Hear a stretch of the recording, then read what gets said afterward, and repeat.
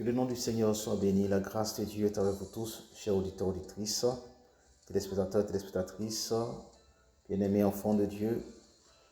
Nous sommes sur notre plateforme I Believe the Word, la plateforme de communication de la mission Parole révélée, l'onction du Saint-Esprit, la crosse. Ici, votre serviteur révérence, je peux vous dire qui entend parler. Et nous sommes aujourd'hui à mercredi avec la ligne éditoriale Israël en direction de l'Amérique précisément et du monde aussi bien. Et nous déclarons par cette parole révélée que l'Amérique, les cieux de l'Amérique sont ouverts pour le salut, la délivrance, la libération. Amen. Sur les nations, les langues et les peuples, au nom de Jésus de Nazareth, merci Seigneur pour ton salut et pour ton Église en Amérique. Amen, amen. Alors nous parlons de la marche par l'Esprit.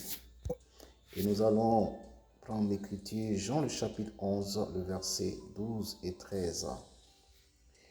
Alors nous disons toutes ces choses afin que vous appreniez les bonnes paroles, les saines paroles par lesquelles vous pouvez méditer afin d'atteindre et de réaliser la volonté parfaite du Père manifestée en Christ. Jean 1, 12 et 13. Mais à tous ceux qui l'ont reçu, à ceux qui croient en son nom, et dans le pouvoir de devenir enfants de Dieu, lesquels sont nés non du sang, ni de la volonté de la chair, ni de la volonté de l'homme, mais de Dieu. Alors, le L qui est mis ici, c'est quoi?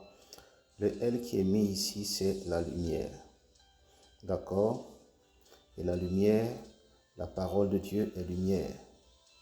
D'accord? Et cette parole-là est la vie. Donc, ce que je vous dis ici sont les véritables paroles de Dieu.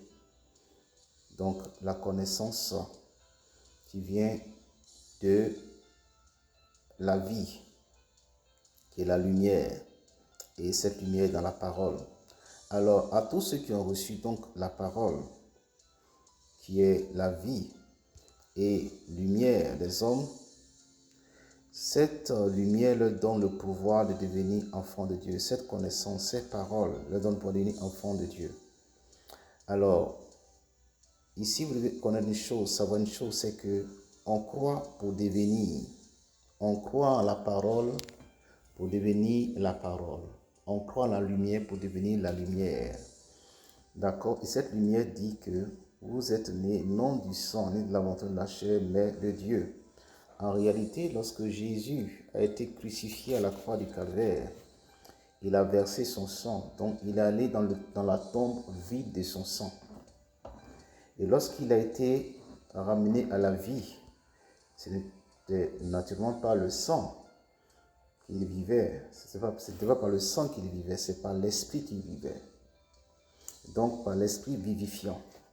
Donc, on est ici dans un autre registre de créatures qui ne vivent pas par le sang, mais qui vivent par l'esprit.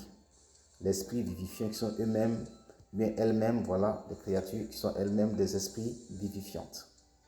Alors, donc, comprends que la parole t'amène à devenir lumière, à devenir un esprit vivifiant, à devenir toi-même la parole vivante à l'image de celui qui est ressuscité et par lequel aussi tu es ressuscité. Dis avec moi, merci mon Dieu, puisque je suis lumière et je vis par l'esprit.